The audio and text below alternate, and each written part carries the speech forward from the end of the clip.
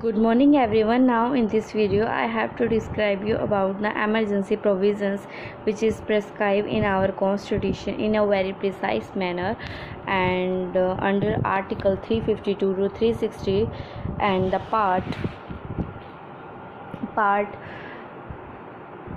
18th of our constitution। And सबसे पहले हम इसका थोड़ा सा बेसिक देखते हैं एमरजेंसी प्रोविज़न का। To meet the abnormal conditions effectively to safeguard the sovereignty unity integrity of the country.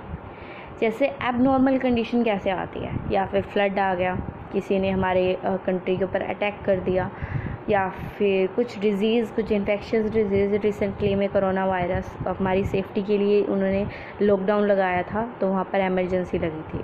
To meet the abnormal conditions, किसी को नहीं पता था कोरोना टाइम्स आएगा, there is abnormal times effectively and sovereignty unity और integrity को save करने के लिए जब एमरजेंसी लगाई जाती है ना, तो हमारा फेडरल स्ट्रक्चर जो होता है वो यूनाइटरी में कन्वर्ट हो जाता है, मतलब यूनियन की पावर आ जाती है।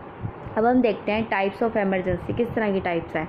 Due to war, external aggression, armed rebellion, I have also explain you. Number 2, due to failure of constitution machinery and state emergency presidential rule, उसकी वजह से। Number 3, due to threat to the financial stability. ये तीन अलग अलग topics हैं। सबसे पहले हम due to war, external aggression और आर्म्ड रेबेलियन के बारे में डिस्कस करेंगे, जो कि प्रेस्क्राइब करता है नेशनल एमरजेंसी को।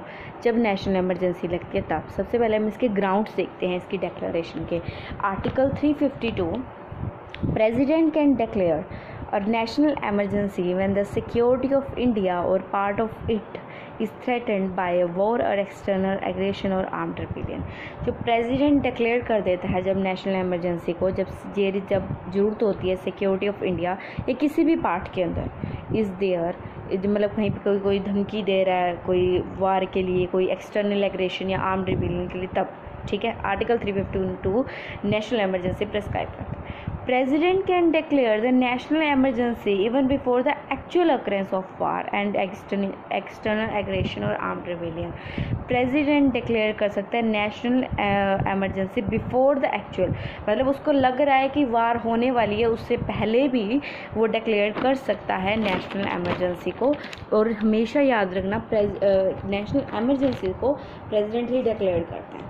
उसके बाद when national emergency is declared on the ground of war, external aggression, it is known as external emergency. जब नेशनल एमरजेंसी डिक्लेयर की जाती है वार और एक्सटर्नल एग्रेशन के टाइम के ऊपर, तो उसे एक्सटर्नल एमरजेंसी बोला जाता है। और on the ground of armed rebellion, अगर हम आर्म्ड रिबेलियन के ग्राउंड्स पे जाएंगे तो उसे इंटरनल एमरजेंसी बोला जाता है। इंटरनल डिस्टर्बेंस जो होता है वो थर्ड कैटेगरी के अंदर आता है। ये जो थर्ड कैटेगरी थी इंटरनल डिस्टर्बेंस, वो 42nd कॉन्स्टिट्यूशन अमेंडमेंट के अंदर आया था।